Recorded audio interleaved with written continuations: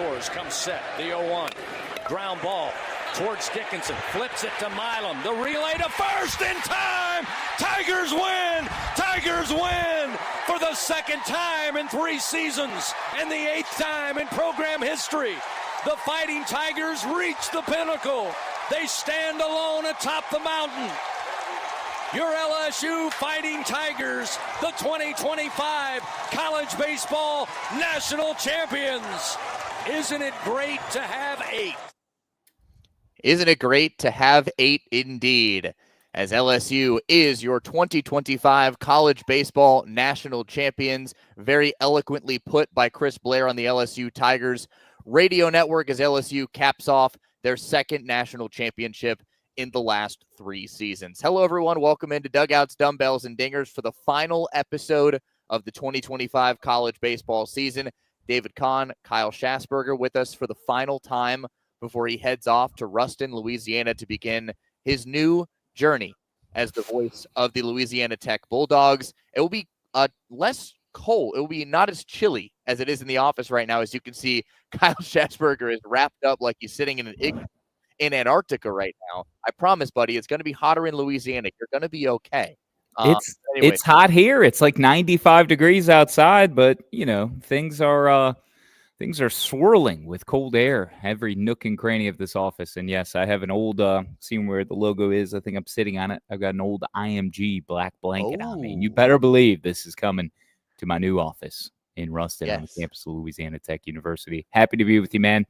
It's a bittersweet day, a sad day, as you and I celebrate our final podcast together. But we'll save that for the end. Let's focus on these Tigers and what a weekend it was. I correctly picked LSU. You took Coastal. They had won 26 games in a row, hadn't lost since April 22nd to College of Charleston, and then they lose back-to-back games, 1-0, the Cade Anderson special, and then final score in Game 2 was 5-3, which featured a first-inning injection. We'll get to all of it. It was a bonkers Saturday and Sunday in Omaha. Yes, it certainly was, and LSU goes 5-0 at the Men's College World Series, the first team to do that since Florida back in 2017. It is the 6th consecutive year that an SEC team takes the College Baseball National Championship. You just can't beat them. You can't beat the SEC. This is the best chance anybody ever had. They had 2 teams in the College World Series. That only one was going to get out, if any. One did, but one never lost, and it was LSU. After they walk off Arkansas on Wednesday, they get 2 days off. Cade Anderson, Anthony Ianson, way too much for Coastal Carolina to handle. LSU got just enough offense in Game 1, the Stephen Milam RBI single, and then Game 2, a couple of 2-run singles from Chris Stanfield and Derek Curiel to win it 5-3 with a 4-run 4th inning. But really, LSU used 3 pitchers on the weekend: Anderson, Ianson, and Shores, who very appropriately closed it out. We all know his story: 18 months of rehab after being a weekend starter in the 2023 National Championship team as a freshman. Rehabs, gets to close it out for his second save of the year and make Tiger Town Title Town, as Carl Ravage aptly put it at the end of the Men's College World Series back on Sunday afternoon. But yeah, it was certainly a wild weekend, certainly one not without storylines and a lot to talk about. I think let's just start here. 4 years ago, when Jay Johnson became the head coach at LSU, the expectation was national championship immediately, right? That was the thought. He comes over from Arizona, and they're like, all right, well, his first year at Arizona, he took them all the way to the College World Series finals. They lost to Coastal, but he's right there. This is a national championship winning head coach. He comes in 2022 is I don't know if I want to say down year for LSU, but they don't win at all. And fans are irate. They're like, what's going on? Are you kidding me? Like, they're up in arms. And then he quiets all the noise, wins it in 2023. That thrilling game in the 11th inning with Tommy White hitting the walk-off homer for Wake Forest to send him into the finals, and they win it over Florida. 2024, doesn't happen. Now this year, he wins it again. Jay Johnson is now the fastest coach in college baseball history to win multiple national championships at one school. So all you folks who said this is not good, that Jay Johnson was not worth it, you have been proven wrong. I because just Jay saw Johnson just won 2 national championships in 4 seasons at LSU. Congratulations to LSU on your 8th title. I just saw a freezing cold take for an article written in Louisiana. You might have saw the same thing where the headline was, Jay Johnson is not the home run hire. Well, he is everything of the home run hire and more that anybody could have imagined. It's beyond imagination when you think about this program and LSU, the stranglehold that it has on the sport and had for some time. But there was a lull, if you will, between this latest golden era, this new golden age of LSU baseball that Jay Johnson has taken LSU to. First College World Series title came in 1991, 93, 96, 97, 2000. But then 2009 with Paul Mainieri, that was the only title that they had won with Paul. Now, they lost in the finals to Florida. By the way, 6 straight SEC, as you mentioned, Kahn, but 7 of the last 8 when you go back to LSU's title in 17, or Florida's title over LSU in 17, Oregon State winning in 18, and then Vandy in 19, starting this run of 6 consecutive Southeastern Conference champions in baseball. So you had 91, 93, 96, 97, 2000, 09.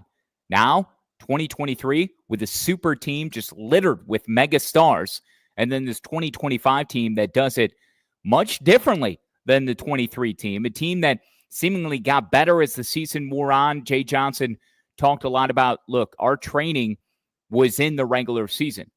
Every single week we were building, we were becoming more together. He spoke a lot about the togetherness of this team. They didn't have like some massive superstar on the hill like a Paul Skeens or a Dylan Cruz with the bat. Hell, Jared Jones struck out 5 times, I think, on 2 different occasions in the last like week and a half, you know? But if it wasn't Jared Jones, it was Stephen Milam coming through.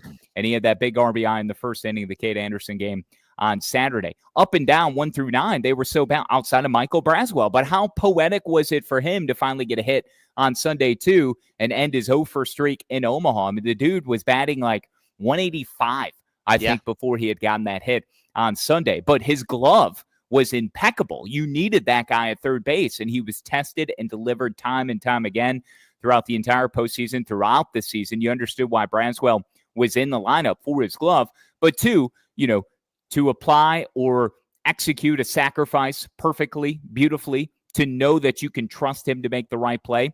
This lineup, this staff, the pieces that were in place, this might be, it's prisoner of the moment, but really think about it. How much easier, and I say easier, considering the names that I had mentioned from the 2023 team to this team that was youthful. Sure, it had a lot of transfer portal additions. It had a couple of mainstays, but it had guys who had to really bide their time. And Cade Anderson was one of those guys too. Ethan Fry. There was nowhere to put him in the lineup in 2023. He was hurt most of last year. This is a majestic job by Jay Johnson, and he hasn't been here for what seems like 5 minutes at a place that has so much history and is the standard, and LSU just continues to win and win in new ways. And it's a phenomenal job by the Tigers. Yeah, Coastal, you had a great run, but I think what Jay Johnson has done, nothing can be more emblematic of the way this team did it this year, because I never would have thought. And Jay even said they were preseason, I think, number 3. Jay had said, I don't know for the third best team in the country. Like, he was not gung-ho on this squad. But now look what they've done here in 2025. Their motto all year was tougher together, and they were tougher together against Coastal Carolina over the weekend to win the college baseball national championship. You bring up the national titles that they had won through the 90s and the early 2000s. I saw a great stat put out by the LSU baseball recruiting Twitter.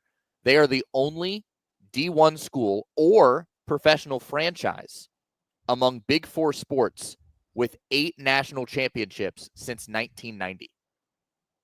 Isn't that crazy? Baseball school. Yeah. LSU, baseball powerhouse, as they call themselves. There will be a new billboard beyond Alex Box Stadium in right center field. That will be happening. The Intimidator. That will be updated with the 2025 national title. There will be a national championship celebration Wednesday night at 7 p.m. Central at Alex Box Stadium. That's when you can celebrate the Tigers' national title if you live in the wonderful city of Baton Rouge. LSU just littered with talent. The all-tournament team, you mentioned some of these guys. Jared Jones, Stephen Milam, Cade Anderson, Derek Curiel, of course, with some massive hits throughout the entire NCAA tournament, especially in the Men's College World Series. So those 4 are named to the all-tournament team.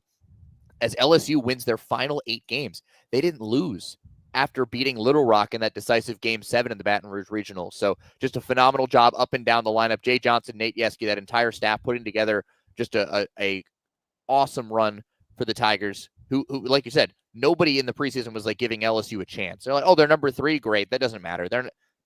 They'll be there, but they won't win. It's that this team has a lot of question marks, whatever. And they put it all together at the right time. It is all about who gets hot at the right time and who is playing together at the right time. And that was the LSU Tigers, and they win the national championship in 2025. I do want to break down each of these games. Game 1, obviously, was the Cade Anderson story. Game 2. One more thing on Jay, just from a numbers perspective, and this should be updated. So Jay, in 4 complete seasons, 4 seasons, 507 in 13 seasons total as a head coach. But at LSU, in 4 seasons, 190 wins. Now 2 national titles, just 77 losses. He's 43 and 16. 43 and 16 in NCAA tournament games. Wow. And 26 and 7 with the Tigers overall. So 43 and 16 across his 13 years, 26 and 7 in the NCAA tournament with LSU. And in the College World Series, Jay Johnson now 16 and 7 all time across those 13 years. Again, spent time at Arizona, took Game 1 against Coastal Carolina in 2016 before losing. 5 and 5 at Arizona, and now 11 and 2 in the College World Series at LSU. 11 and 2. Wow. That's amazing. 11 and 2 in Omaha. And you said he's 26 and 7 in NCAA tournament games. So think about that if you're an LSU fan. He's played 33 NCAA tournament games in 4 years. There's schools that haven't played 33 NCAA tournament games ever. No. Like that. That's amazing. Well, that's a great stat. Way to find that one, Shass. Well done on your way out the door on your Swan Song podcast. Just trying to contribute, man. Just trying to contribute. Trying to not let you down. I appreciate it. One final time. All right. Let's talk Game 1 first before we get into what was unfortunately stolen by the show that we had in game number 2 before LSU won the title.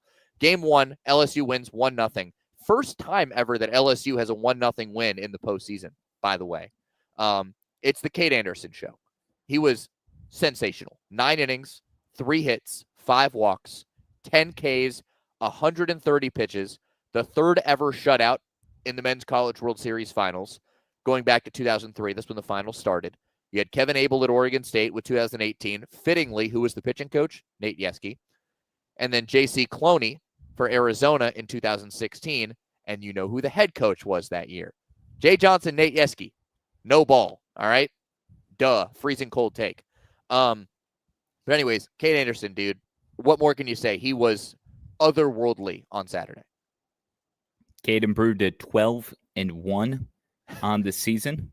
3 hits, 10 strikeouts, did walk 5, complete game shutout, 130 total pitches. That guy was, there was thought after he ended the 8th inning, okay, he's done, right? Like, turn it over your bullpen. I don't know why anybody would ever thought that. Like, this guy was not coming out of that game.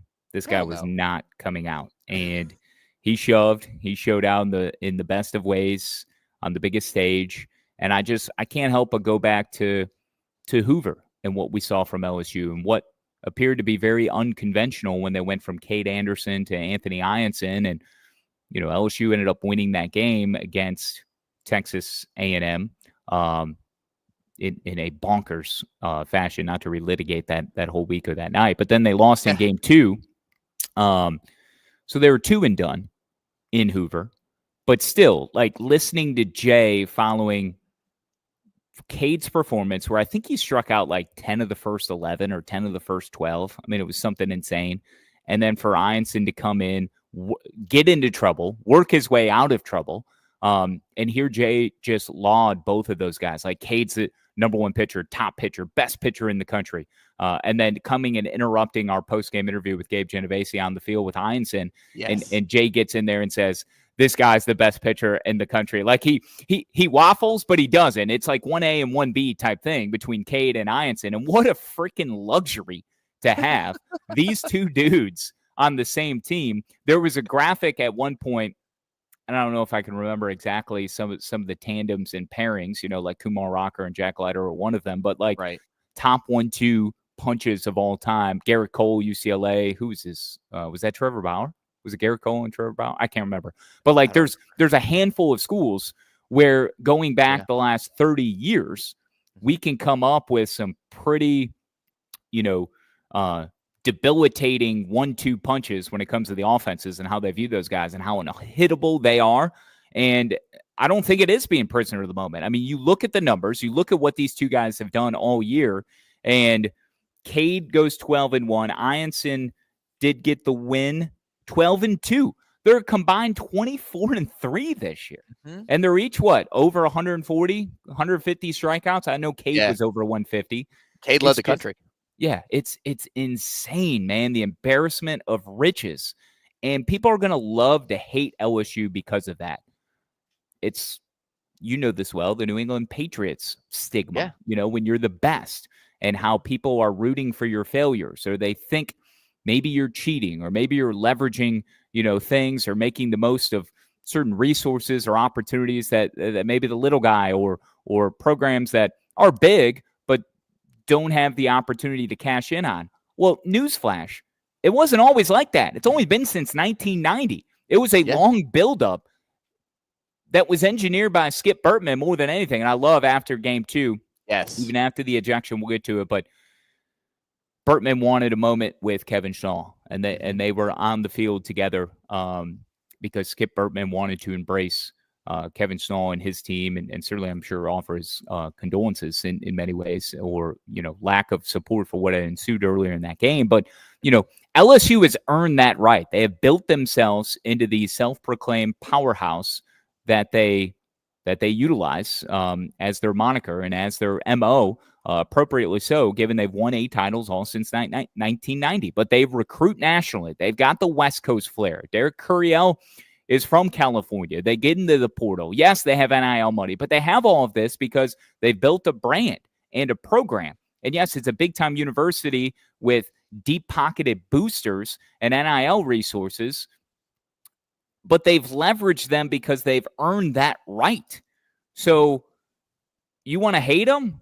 Hate them, fine. But like, wouldn't you rather be in their position than somebody else's, or at least be in a spot of power where you can try to use them as the mold to mirror yourself after? And that's what they are. They are the standard. Other teams in the SEC and beyond. This isn't just, I know the SEC has dominated the sport 6 straight, 7 out of the last 8. Well, this is a challenge to everyone else to come up and try to overtake them. I'm going to Louisiana Tech, okay? Louisiana Tech is actually most known for their women's basketball program. Yeah, 2 they just extended their coach one more year. Just extended Brooke Store one more year. Kim Mulkey played on some of those teams in the mid to late 80s that included numerous Final Fours. I think it was 10 Final Fours in total. They won 2 national championships. They were runner-up like 4 or 5 different times. The Thomas Assembly Center, the TAC, is just littered with all of these Final Four banners, national championship banners, participation game, all that. Are they the program that they once were? No, but they established that history. They had a great run under Leon Barmore, the head coach, who orchestrated most of all of this success. But they were UConn women's basketball and Tennessee women's basketball before UConn and Tennessee had become who they are today, or more recently, UConn. Yeah. It was Louisiana Tech women's basketball, nationally, a brand, okay? Still very recognizable, but since then, it was Tennessee in the late 90s, early 2000s. It goes to UConn. Yeah. And South Carolina's had a little bit of a run too. But this isn't to say that LSU is going to run the sport forever. No. And they very well could. They're best positioned to do that. But use this as a challenge, these other programs, these other leagues, to try and chase their successes. And for other fan bases, why do you even waste bandwidth to throw tomatoes at these guys or be upset? Like, you cannot agree with it because it's not your team, and that's the beauty of fandom and how phonetically crazy people are in pulling for the worst things to happen to those that endure or experience the most triumphant of experiences. That's just life. But dude, LSU has earned it every single step of the way. So hat tip to them. Absolutely. Love a lot of the stuff you said there. I thought that's incredible. Very eloquent way to put it. Here's the thing. You're exactly right about LSU and where they stand in the position of the sport. And the reason they stand there is because of the fact that they are relentless. They never stop. Jay Johnson was on the Paul Feinbaum show yesterday, and he said, I have a Zoom with a player tonight, like that I'm recruiting. They've already signed players in the portal while they're playing. He even had a player text him after game 1 telling him, hey, coach, I'm not coming on my official visit. I committed to another school. And Jay was like, did you watch our game that we just played? Why would you not want to come here? Because it was right after Cade Anderson's gem.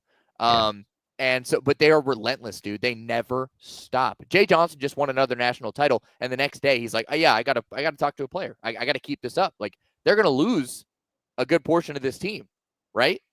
Yeah. So you got to rebuild, and they rebuilt this year, and they won a national title. So yeah, why would you not want to come to LSU? Why would you not want to go to the SEC? Honestly, because they've won 6 straight national championships.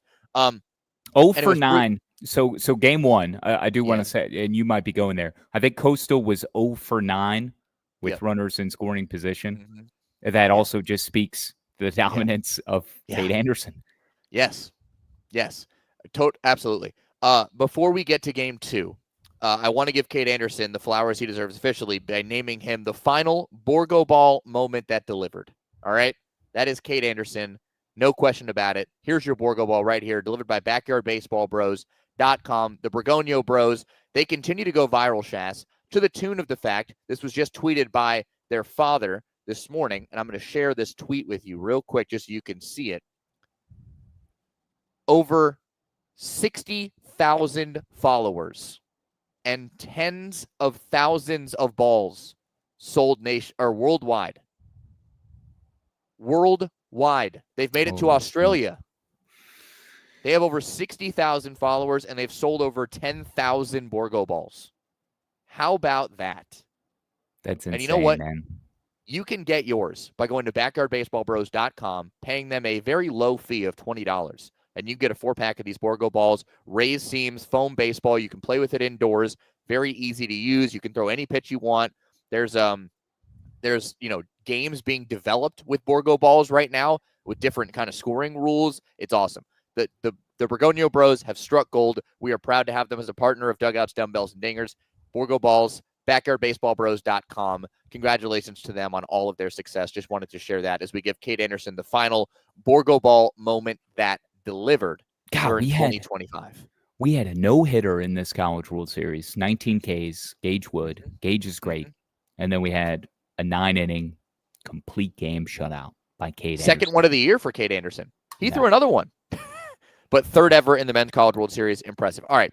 Game 2. BackyardBaseballBros.com, by the way, you can see the Bubblegum Blast they're continuing to promote. Not officially available yet. Yes. However, there will be another, the originals there, the OG, but the Bubblegum Blast limited edition will be available soon. I did bust out the Borgo Ball OG and my buddy Dustin's on Friday.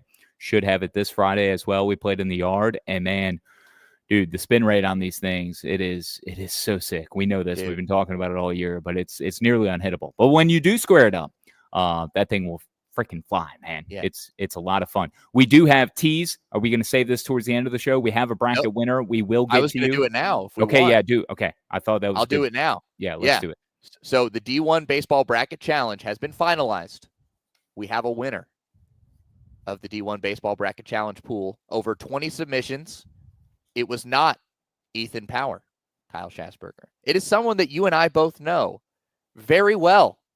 It is someone that up until next week, I've called many things, but namely my landlord. It is Drew Brackett. Wow. Congratulations to the Drewster, as he's called on the D1 Baseball Bracket Challenge. He is the winner of the 2025 D1 Baseball Bracket Challenge pool. He will be receiving a 4-pack of Borgo balls. And I want to tell you this, Shass, because I was sitting on the couch with Drew last night, and I had not checked the bracket challenge yet. And Drew goes, man, I think I picked Arkansas. How badly did I do in the bracket challenge? Like, oh, let me pull it up. Let me check. And I pull it up, and I'm like, Drew, you won. He's like, no, I didn't. I'm like, yeah, you did. And I show him the phone. He's like, holy crap. Who'd I pick? And I was like, you picked LSU. You're the only one who picked LSU to win. And he's like, that's awesome. What do I get? And I threw him the Borgo ball. And he was like, oh, that's cool. So Drew awesome. won. Yeah. So Drew in the year, will get the 4-pack. In the year that the Rooster made it all the way back to Yes. Omaha. Yes. Could not win a game against LSU, but still to the final series. Yep. It is instead the Drewster who climbs the tallest mountain and will be shouting from the summit that he is the landlord of the next 4-pack of Borgo balls. That's right. I will be emailing the Bergonio Bros with my address, actually, until next week today. To say, hey guys, when you get back from your international adventure, we have a winner. Send him his way. I thought you moved, man. I thought you're out. I am moving officially next week. It's been a slow process. This is like the longest move I've ever heard. Whatever. It's fine. I don't really care. Anyways, game 2. So LSU won 5-3. That's not the story, unfortunately. The story is the show that was put on in the first inning. So let's give the context, and then we'll play Kevin Schnall's entire post-game comments on the ejection. So this all started in the top of the first inning, actually, with words being exchanged between LSU's coach and the home plate umpire. Yeah, Josh Jordan, right? Yeah, Josh Jordan. And it boiled over in the bottom of the first inning when there was a missed call on a ball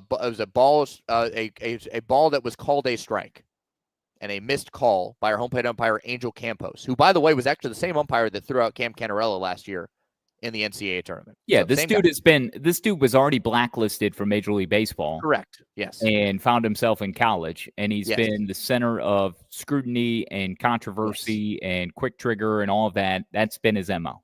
Yes, correct. So he misses a call, and Kevin Schnall from the dugout, barks, and Angel Campos apparently warned him. Kevin Schnall didn't hear it. So Kevin Schnall saw him turn towards him, didn't hear it, came out of the dugout to continue talking. Then he heard the warning from Angel Campos, and Kevin Schnall, as we all saw in the video, said, "For what?" And Angel Campos turned toward him and said, "For arguing balls and strikes. Don't do that." And Kevin Schnall responded, "You missed 3." Yeah. Meaning you've missed 3 pitches, balls and strikes. Now, I will say, the NCAA does have a rule that says you're not allowed to argue balls and strikes, but that's a bunch of bullshit. So whatever. I don't think we need to lay it out any more beautifully than what Kevin Schnall does actually with his post-game remarks. So we'll just pick it up from there. The long and end of it is he gets ejected. First base coach Matt Schilling also gets tossed. 2 fingers are thrown up by an umpire that does fall. Okay. But I'll let Kevin Schnall describe it for you. And Coastal had to play that entire game because it was the bottom of the first inning. It was the 28th pitch of the inning after a stolen base at second is when all of this ensued. And here's Kevin Schnall following the loss to LSU. There's 25,000 people there, and I vaguely hear a warning issued. As the head coach, I was an assistant for 24 years, and as an assistant, you're almost treated like a second level citizen, and you can't say a word. Now, as a head coach, I think it is your right to get an explanation of why we got warned. And I'm 48 years old. I shouldn't get shooed by another grown man, right? So when I come out to ask what the warning is, a grown man shooed me. So at that point, I can now hear him say, it was a warning issued for arguing balls and strikes. And at that point, I said, because you missed 3. At that point, ejected. If that warrants an ejection, I'm the first one to stand here like a man and apologize. 2 words that define our program are own it. And what does that mean is you have to own everything that you do. Without blame, without defending yourself, without excuses. If you guys watched the video, there was a guy that came in extremely aggressively, tripped over Campos's foot, embarrassed in front of 25,000, immediately goes 2-game suspension and said, bumping the umpire. Immediately does that. There was no bump. He was embarrassed. I shouldn't be held accountable for a grown man's athleticism.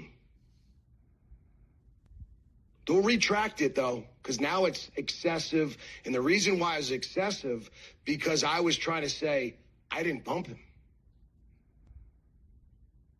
It is what it is. But if that warranted an ejection, man, there'd be a lot of ejections.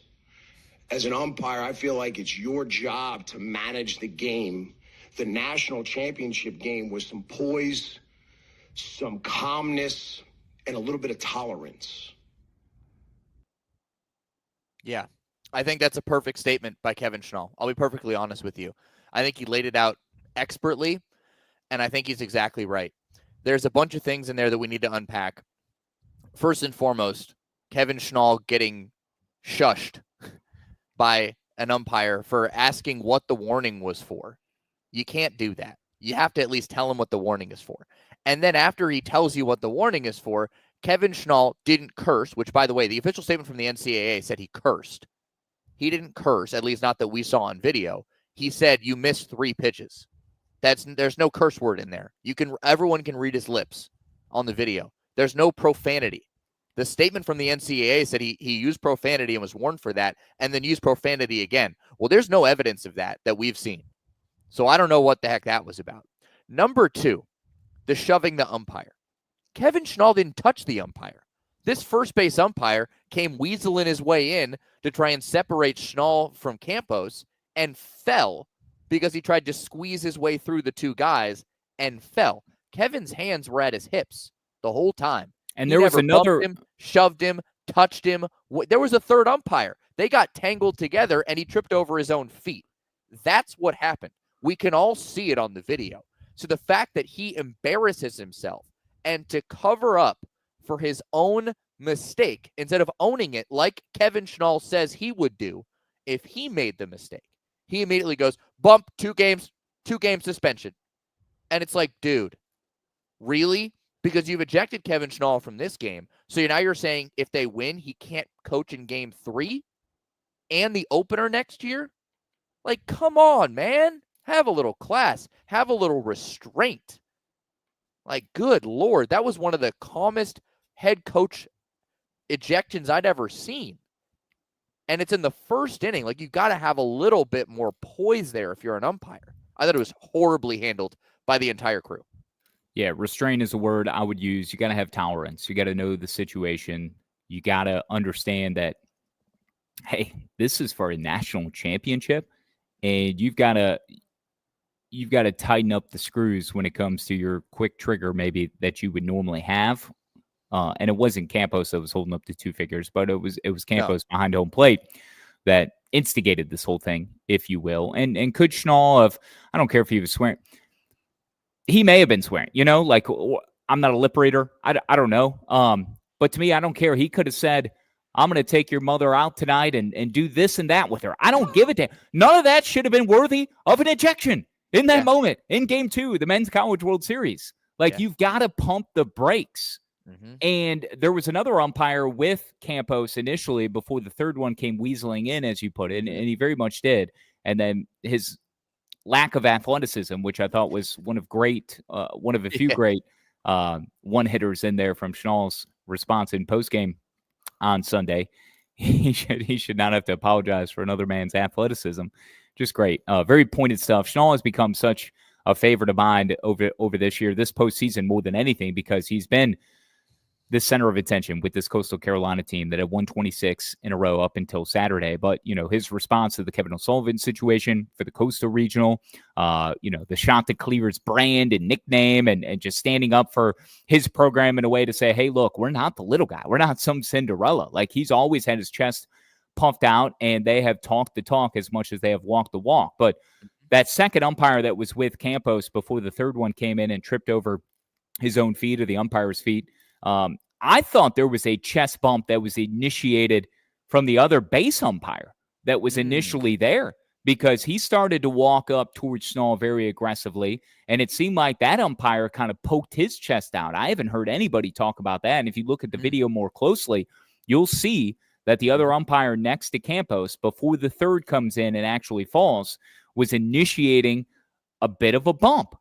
And at this point, it's like, this is so off the rails, and this is becoming such a black eye on the sport that it made you sick, because we've had several postseasons now here consecutively that have been marred by some sort of an ejection that was egregious and totally unnecessary. Like, know the moment of the game, the stage of the year, what is up for grabs, what we're playing for.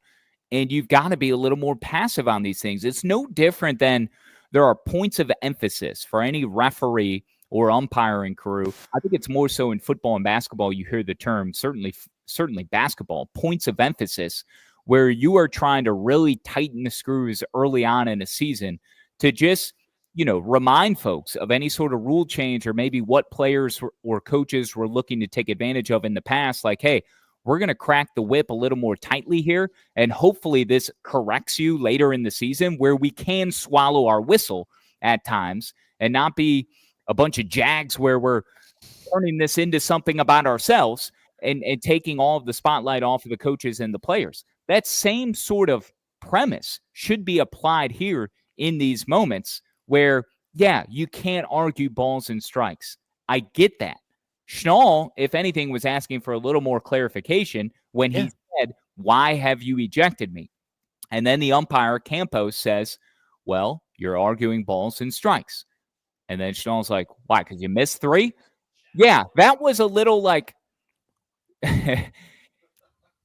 childish, in terms of a response. But like, we've all been there with our frustration and how we're going to respond in the heat of battle and in the moment.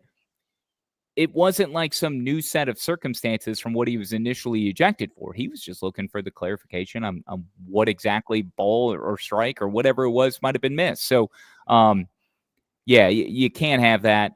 The flip side is Jay Johnson, though, the game before, you may know where I'm going with this, with Daniel Dickinson, when he got viewed the ball 4 on a 3-2 count when he got hit on the elbow guard, and then they reviewed it, and they ruled he would be out and that he leaned into it or whatever. Also a bad call. Whatever the analogy was. Yeah, a brutal call. It was a 1-0 win for LSU, so it didn't matter. But there was an opportunity there where Jay Johnson could have argued something. And Jay was asked about it after the game, after game 1. And he had said, look, I know the rule. Like, I can't go out there and argue a review after something that's reviewed on film. I simply came out there just asking for clarification, which I think is good on him to at least make himself known and to voice his displeasure in some way. He's not coming out fiery to argue anything, but he got the clarification he needed. He just wanted them to say it to his face versus announcing it to a crowd of 25,000 and a national audience on television. But Jay said afterwards, he's like, look, I knew that my team needed me. They needed me to be poised in that situation. So he was not going to jeopardize his presence in that ball game and was very cognizant and very aware of the stakes in that moment. I think for Kevin Schnall, if he could do it differently, he would do it differently and not race out. Race might be a strong word, but march out of the dugout the way that he had done so, and then had the smart aleck comment because you missed 3. Schnall probably would have that back if he could in hindsight. However, it doesn't take away from the ludicrous nature of this entire thing where this umpire has got to be better. Why is he doing the Men's College World Series. That guy should never ump a postseason game ever again. Sorry, SWAC, but he should be relegated to your league. Earn your lumps, buy back some goodwill and support, but you should not be doing a national championship game, let alone any postseason game, given what you did last year at Clemson with Florida in ejecting a time. We saw Eric Backett start the year with a 2-game suspension. Yeah, and now Kevin Schnall will. Yeah. And Matt Schilling, the first base coach, if he's still there, will be ejected for 3 games. Yeah. Because he got 1 for being ejected, as is the rule for an assistant coach, and then he got 2 more for excessive arguing or whatever. I don't know. Is ridiculous. I agree with you. Kevin Schnall probably would have handled it differently now. But here's the thing. I am all on Kevin Schnall, all in on Kevin Schnall. I think he's going to be phenomenal at Coastal as the head coach. I already want to go there for the preseason preview pod next year. I think that would be fantastic. That's already in my brain with wherever this podcast goes, but I already want to do that. So that's my goal for February of 2026 is to go. You don't want to come. You don't want to come to Ruston, Louisiana? Nope, sure don't. Man. I've been there one time, and I'm good. Come on, man. Diamond Dogs are part of my early 8 for Omaha. Not good sure for you. Nope, didn't do that. Speaking of Daniel Dickinson, he broke his hamate bone. Hamate. Ooh. How do you say it? Hamate. Hamate right? Bone. Yeah. Yeah. He this surfaced after the win. The hamate was broken in the regional opener. Oh, he what? Continued to play with it. And holy crap! LSU's second baseman, the same injury that Warren Morris had. So how about conjuring up some nostalgia and old LSU memories? Crazy. So wow, I didn't know that. Anyways, the one more thing on this. Sorry, why do we care what a coach says to the umpire? Joe Healy brought this up on the D1 pod yesterday, and he's spot on. Why is it Dan Hurley or John Calipari or Rick Pitino can lose their absolute minds at officials in college basketball? In the NBA, it's less of a thing, but certainly in college basketball. And also in football, you can see Nick Saban when he was on the sidelines, or Kirby Smart, Lane Kiffin. Name your head coach. They will rip off their headsets, throw it across the sideline, jump up and down, stomp their feet, go ballistic. Mm-hmm. These guys are never ejected, rarely warned. It's a sideline warning, if anything. They've got all these staff members that are pulling them back. Why are we drawing such a hard line in the sand with these baseball coaches to make some rule black and white that is only exclusive to the sport of baseball? That is what I don't understand. That is taboo. That is outdated. If we change that, that will alleviate some of these issues in the future. Totally agree. Fantastic point by you. Totally agree with that. The notable numbers for LSU for game 2. Anthony Ianson, 6 1/3, 3 runs, 9 Ks, 1 walk, 99 pitches. He was sensational. 4-run, 4th inning, puts it away. Chris Stanfield, Derek Curiel, a couple of 2-run singles. Chase Shores, the final 2 2/3, scoreless, 4 Ks, coming in after Wells Sykes hits the 2-run homer. What a postseason he had, especially in Omaha for Wells Sykes, the kid from Charleston, South Carolina, doing it in Conway on the highest stage. Jacob Morrison suffers his first loss of the year, but LSU is your 2025 national champions. And of course, we have to show you the fantastic merchandise that Home Field Apparel, one of our great sponsors, has delivered to celebrate LSU's 2025 national championship. The LSU 2025 Baseball National Champs Ringer Tee, $40 right now on homefieldapparel.com. You can get any size you want. Take a look at that beaut. Kyle Schassburger, I mean, I know you want it. I want it. Look at that thing. That is vintage and nice. I definitely don't want it. Us at Louisiana Tech don't care much for the school to the south, so I would have no use for that particular shirt. However, there are plenty of other options at homefieldapparel.com. 3D 15, get 15% off your order. And if you want that National Champs Fighting Tiger shirt, it is pretty stealthy looking. It's got that retro feel to it that so many of the Home Field Apparel items do. It's what makes them so great. They're continuing to launch and drop new items, it seems like every single day, but this is just the latest gem to the collection from Home Field, homefieldapparel.com. Josh, I would assume is back from Omaha at this point. God, it's one of those things. People that go up there for the event, I mean, that's 2 weeks of your life around the games, man. 2 weeks. Yes, it is. Of your life. Yes, it is. We've been going around the diamond presented by Home Field Apparel and their Diamond Classics collection, all men's College World Series long. As Kyle said, 3D15 gets you 15% off your first order at Home Field. They make quality, thoughtful apparel for more than 190 colleges and universities. We had all of the teams represented at the men's College World Series on Home Field Apparel with the Coastal Carolina Omaha project, the surprise Murray State drop, more Coastal stuff coming soon. I'd assume more Murray State stuff coming soon as well from Josh and his incredible team. Home Field's next summer school drop is out on Thursday. It's UConn. Speaking of Dan Hurley, 8 new hats from their UConn line are coming on Thursday, so make sure you get that as well. HomeFieldApparel.com. Thank you to Josh Johns and his team for being a great sponsor for us all postseason long. We have thoroughly enjoyed working with you, and we look forward to continue doing that in the future. Couple of things on LSU to close the book on. I don't know if you saw this. The Empire State Building lit up purple and gold to celebrate LSU's college baseball national championship. First time ever that the Empire State Building has lit up for a College World Series champion. I thought that was incredibly cool.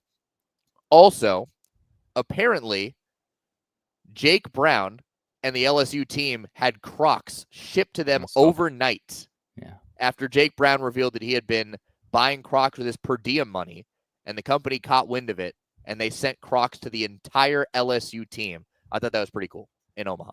Yeah, he said his text thread was blown up. I think you sent me that, right? I'd seen it because you shared it with me. Yeah, his text thread was blown up. The team chat, he had asked everyone's sizes for the Crocs, and it was just a bunch of sizes. Nobody was saying thank you or anything. Nah, he was kidding though. But yeah, they loved it. I don't understand the infatuation with Crocs. So if you're looking for a Crocs partnership here on this PodCon, I'm not the guy to help you here on the way out the door. Okay. No, all right. I'm not either. We're good. We can move on. Let's move on to the Jello shot final numbers. LSU won. Shocker. 52,390 shots bought and consumed by LSU faithful at Rocco's Pizza Bar and Cantina in Omaha, which seemed like it got overrun again by LSU Nation. Incredible stuff by the Tiger faithful. The next closest, Coastal Carolina, with 9,117. So wide 43,000 more than the next closest program. Murray State did finish fourth. 8340. Arkansas, 9,075 was third. LSU, your first repeat champion after 68,000 plus 2 years ago. That means their 2 winning years alone, 120,000 plus Jello shots for LSU. It's a lot of Jello, man. It's a lot of Jello. I don't love Jello that much, I'll be honest. I would probably buy like one and be done because I just don't love Jello that much. But anyways, Rocco's doing great stuff. They've donated over $500,000 across the years they've been doing this now to food banks across the entire country. The Baton Rouge Food Bank that they are donating to will be getting a ton of money this year for the 52,000 Jello shots that LSU fans consumed. So well done to Rocco's, well done to LSU for, claiming the rightful title that we all knew you would continue to claim. Do you think it's a prerequisite to like Jello to be able to take a Jello shot? No, of course not. But I won't put something in my body that I don't like. I'm not like you. I think most people don't like Jello. Yeah. Most adults, okay? Yeah. But Jello shots are going to be consumed at a high rate because it is alcohol infused. Yeah. Like I think the majority of people who are taking Jello shots are not thinking about whether or not they like or dislike Jello. Mm-hmm. It's a shot of alcohol that's frozen over with a little bit of Jello on top. Like it's never been about the Jello. It's just the action. It's the activity. And it's a fun, cool, unique way of putting together a shot. And you do so, it just so happens to be with Jello. But I've never heard somebody say, I don't like Jello, so maybe I'll take one Jello shot, but that's it. I'm done. I just had never heard somebody say that out of their mouth. But you are a unique individual. I am indeed. I am. Yes. I have a unique surprise for you, and I will get to that, as well as some coaching carousel news to help celebrate you walking out the door for the final time. You're on Dugouts, Dumbbells, and Dingoes. We will get to that on the other side of this timeout. We'll be back in just a minute. College sports fans now have access to hundreds of weekly podcasts that zero in on the college sports world. Now available in the Varsity Podcast Network and part of the new Varsity app. The app is free and available from wherever you get your favorite apps. Download the Varsity app today to have access to hundreds of national podcasts, as well as your favorite team-focused podcasts. The Varsity Podcast Network, now available for free on the Varsity app. Download from the App Store and listen today. Which schools will take home the prestigious Learfield Directors Cup as the top college athletic programs for the 2024-25 college athletic season? You can follow the standings of your favorite team or alma mater at L Directors Cup on Twitter and online at thedirectorscup.com. Trophies will be awarded in June 2025 to the winning institutions in all college sports divisions. Learfield Directors Cup, the crowning achievement in college athletics. All right, we're back for just a couple more minutes here on Dugouts, Dumbbells, and Dingers. David Kahn, Kyle Schassburger at SportsCon4 at Kyle Schass. The final episode of the 2025 college baseball season. Schass, before we get to my surprise for you on the way out the door, coaching carousel. Well, yes, Golden Spikes Award. Let's get to that first. Thank you very much for reminding me. I was going to go to the coaching carousel, but let's go to the Golden Spikes Award. Vahiva Aloy. My surefire lock.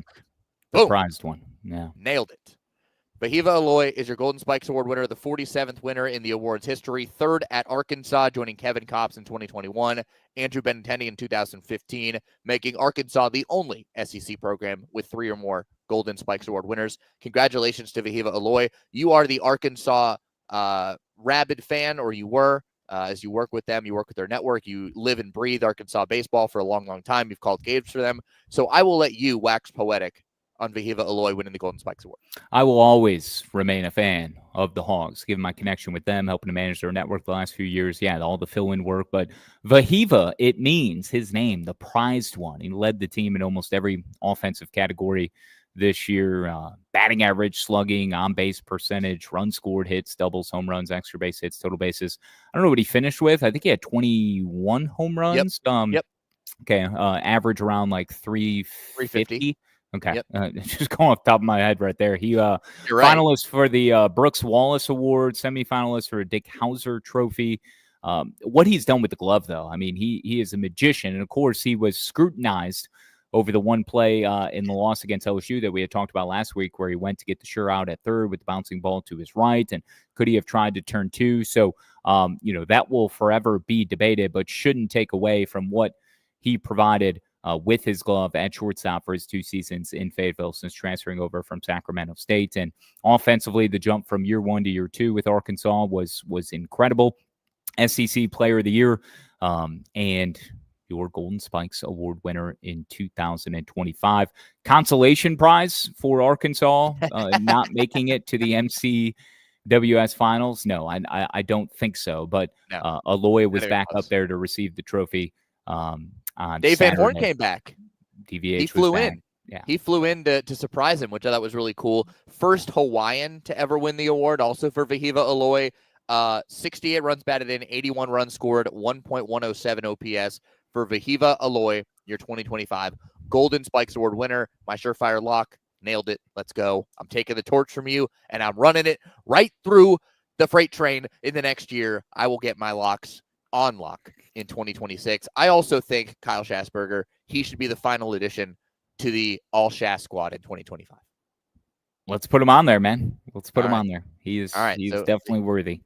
All right. Vahiva Aloy is the 2025 final submission for the Golden Spikes Award. So the final All Schass squad. Do I have a catcher on there? No. It's Cade Beaudin. Okay. I love that. All right. Okay, so here is your final All Schass squad in 2025. James Quinn Irons from George Mason, outfielder. Jet Music from Campbell, outfielder and right-handed pitcher. Maximus Martin from Kansas State, infielder. Blake Gillespie, right-handed pitcher from Charlotte. Malachi Knight, outfielder from Washington. The D1 baseball staffers, Joe Healy would be our representative. Jack Oman, right-hander from Yale. Liam Doyle, left-hander from Tennessee. Angel Cano, infielder from Little Rock.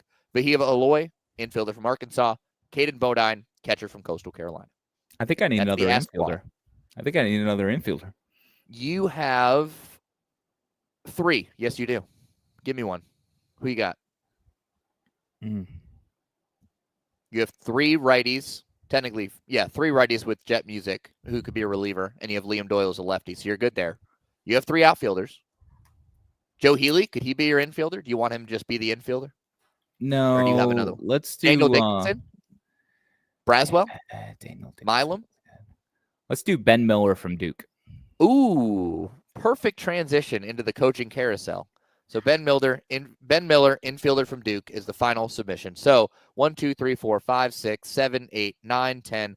You have 12. You got 12 members of the all Schass squad in 2025. And that's a mustache play more than anything. Miller does play on the infield, right? He's third baseman, I thought. Yeah. Okay. So you're good. Okay. All right. Good job. Anyways, perfect transition into the coaching carousel, my friend. We'll always love your transitions. We'll miss them as much as anything else. Corey Muscara, the Blue Devils, got moosed. Corey Muscara, new head coach at Duke. Your thoughts? I love it. I actually am surprised that it worked out as well as it did for the Blue Devils, given Pollard's exit and what had to have been a deal that was done well before the loss to Murray State in that Durham Super Regional, for just how quickly all of that had moved. I thought there was a chance for Josh Jordan at LSU to go back to Durham. But with him continuing, not to say that should recuse him, because we all know Wes Johnson took the gig and remained with LSU while continuing to work and build out his Georgia team in 2023. But I think with Muscara and the familiarity between Wake Forest and Duke and being in the ACC and being in the same state, I think every athletic director has a list, right? That they all should. And for Nina King and the Blue Devils, I think that baseball book on that very first page somewhere was Corey Muscara's name. So while he may have slid back a tad since Wake's 2023 College World Series run, I don't think that's at Muscara's fault. It's more so just the makeup of the Wake team and some of the things that they've battled, whether it's injuries or, you can't get back to Omaha every single year unless you're LSU. But yeah, Muscara, I think, is a home run hire. I love his personality, his charisma. He's very nerdy. But just his trek and his career arc, this has always been something, you can, not to make this about me, but like, we all have a dream. We all have a dream job. We all want to hunt for the pinnacle of our career. At least I thought all of us do. I've learned here in the last few months that it isn't in everybody's DNA, and hey, to each is their own. However, for Corey Muscara, this has always been part of the equation, and he's been very selective, right? Like, he had opportunities to leave a couple of years ago after Omaha. I think the Penn State opening is one that comes to mind. He was waiting on the right fit for himself. He was very choosy, very selective. He had leverage, and I think this is the right time for this exit ramp and for this strategy to prosper for him in this new role as the head coach, a CEO of a program. And I think he's going to bring great energy. He's going to be able to recruit certainly some phenomenal arms, given he is and has been a pitching coach, and that is his MO. But I think his personality, I hope it doesn't change. Like, he'll become a little bit more tight, I'm sure. You heard Kevin Schnall talk about, look, as assistant coach, you're treated as a second level citizen in a lot of ways. So he's going to have to curtail and change a little bit, maybe the way that he operates, and now managing his staff and handling the players and everything that comes along with being the CEO of a program. But he's a good dude, and I loved our meeting with him a couple of years ago in the preseason. So super stoked, super excited. I think the Blue Devils are in good hands. It just might take at least a year to rebuild, because they are bludgeoned by Pollard's departure to Charlottesville. Absolutely. A lot of players have already hopped in the portal and joined Chris Pollard in Charlottesville. The one thing I'll say about Corey Muscara as well, I agree with everything you said. That's going to be the longest player and team meetings of all time, and post-game meetings, because if Duke brings back their radio broadcast and wants to do a post-game interview with the head coach, you're going to have to do a 30-minute post-game show to get on with Corey Muscara, because that guy can talk. Duke got moosed, and it's a great thing. But that man can talk. So players, bring some snacks, bring some drinks, bring a chair, bring a pillow, get comfy. It's going to be a while before you're done with these meetings. Anyway, congrats to Corey Mascara. The other finalist was Dan Skirka at Murray State, and Murray State said, no. You're staying right here. And they signed him to a new deal for 4 years, expected to be the highest paid coach in the Missouri Valley Conference. Very well deserved for Dan Skirka, who brought the Racers to Omaha. And he had already stopped cutting the grass. That was false. Yeah, that was false. Either maybe he did it once upon a time, or it was just a funny nugget that helped kind of the legend and accentuate this whole Murray State Racers run to Omaha. But yeah, upon their arrival in Omaha, and once the media circus began for those 8 teams playing for the College World Series, he did clarify, no, I do not cut the grass. That is not my job. However, it's funny it's a better story if he did, right? But he most certainly will not be doing it moving forward. So I'm glad Murray State was able to get some funds together and lock him up. Not that there was at this stage of the postseason enough openings for him to really consider, because most of these things are all filled. But when you knock out Duke and then their coach leaves overnight, Pollard to Virginia, it seems like a pretty fitting succession plan to have the guy that beat you and cause your coach to leave to take over. So, but no, good on Murray State to keep them close. We'll see if they can replicate and use this momentum here moving forward. So. Yeah, I agree. Good on Murray State, and good on baseballbarbecue.com, because Baseball Barbecue, as you know, Kyle Schassburger, has just some elite grill tools and cutting boards. Here's the LSU stuff that they have celebrating the national championship. You got the cutting board. It's laser engraved. You got the really cool tools with the baseball bat handles with the team names on them. You get the logo on the edge of the bat handle. You got some really unique cutting board designs, a bottle opener, fork, the slider spatula, everything you could want and more at baseballbarbecue.com. Use the code 3D-20 to get 20% off your purchase and find the perfect grilling gift for the college baseball fans in your life at baseballbarbecue.com. They're fun and functional. Their products are perfect for casual fans or serious grillers. Thank you to Baseball Barbecue for being a sponsor of Dugouts, Dumbbells, and Dingers. And in that same vein, Kyle Schassburger, my unique surprise for you. I need you to take off your headset, and I need you to go around to the other side of the showcase desk and find the box that's been sitting there the entire podcast. Oh, my God. Okay, I'll be right back. Okay. So before this podcast began, I went in and I put Kyle's surprise in a box across the desk from him, knowing that he would either ignore it or just not even notice it. And it is a gift for Kyle. I don't know, where's he going? Kyle, Kyle's looking in the wrong area. Kyle's being a dingus. He's looking in the wrong area. He doesn't know where to look. Oh boy. I put it on the exact opposite side of the desk for him. He obviously didn't see it. Now he's trying to find the box. But anyways, this is a gift from me to Kyle to celebrate his journey as the new voice of Louisiana Tech. He's still looking in the wrong spot. He still doesn't see it. I think he finally found it. I can't tell. Oh, no. Put your headset back on. Oh my goodness. Not this guy? No. Put your headset back on. Put your headset back on. I'll tell you. Where is Kyle, yeah. At the desk you're currently at right now. Go to the opposite side of that desk and look on the floor. Oh boy. Oh, okay. I went by the door and was looking at all the other boxes. I saw. I could see you. Okay. Good job, buddy. Okay, Kyle's gonna go find the box now. Oh goodness. Anyways, I put this in there before the podcast began, knowing Kyle wouldn't see it, so I could surprise him with it at the end. So what? Oh, he's putting the other box back. Okay. Good job, Kyle. Way to clean up. So anyways, this is my gift to Kyle to celebrate his ending of his tenure as a co-host at Dugouts, Dumbbells, and Dingers, and moving on to become the new play-by-play voice of Louisiana Tech when he's moving to Ruston next week, actually. All right, he found the box. There we go. I don't know how I could have made my instructions any clearer, but you found the box. All right, Kyle, so this is my gift to you. I was just telling the listeners, this is my gift to you to celebrate you becoming the new play-by-play voice of Louisiana Tech with some help from our friends at baseballbarbecue.com. Go ahead and open up that box. Oh, really? And let us know, show off what's inside. Oh, you didn't. I sure did. You didn't. Yep. You did. I did. You did. Look at that. Yep. Look at Louisiana that beautiful Tech cutting board.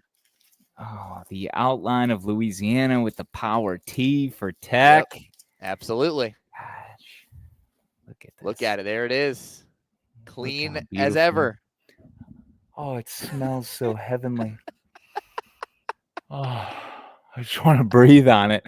I just want to breathe on it. I want to inhale it. Man, the laser engraving. This is such high quality craftsmanship. So that's the cutting board. Yep. But then we've got a set of some tongs. Oh, it's all here, man. I got you the silver slugger set. Oh, goodness. Look at that. Yep, there it is. Latex Bulldogs right there. There you go. And show the logo on the end of the baseball bat. Oh, yeah, you can't see it on the tongs, but show the other one. You can't see it on the tongs. Yeah, show one of the other ones. Gosh.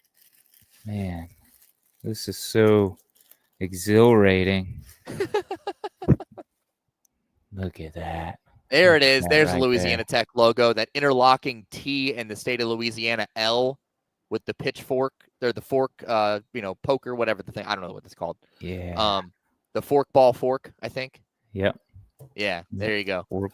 Anyways, thank you to Brett Mandel. Did help me out. Got this to me on time. I emailed him and said, Brett, I need this by June 27th. Otherwise, Kyle will not receive it, and he will be gone. And he said, I got you. And he got it to me yesterday. It got here yesterday. That's so it beautiful. got here just in time. So thank you, Brett Mandel, Baseball Barbecue. We love you. Kyle Schassburger, enjoy.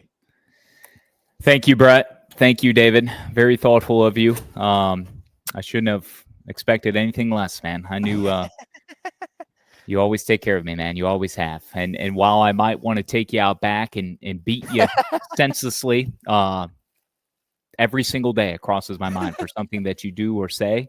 I just want to big brother you at every turn. I am deeply, deeply appreciative of everything you've done for me personally, professionally, being there, helping to build this together inside these walls, outside these walls. Yeah, you annoy the living crap out of me so much. And the more time we spend together, the more I want to get away from you. Okay. But that's part of brothers. It is a love-hate type thing. But at the end of the day, we're all pulling the rope in the same direction.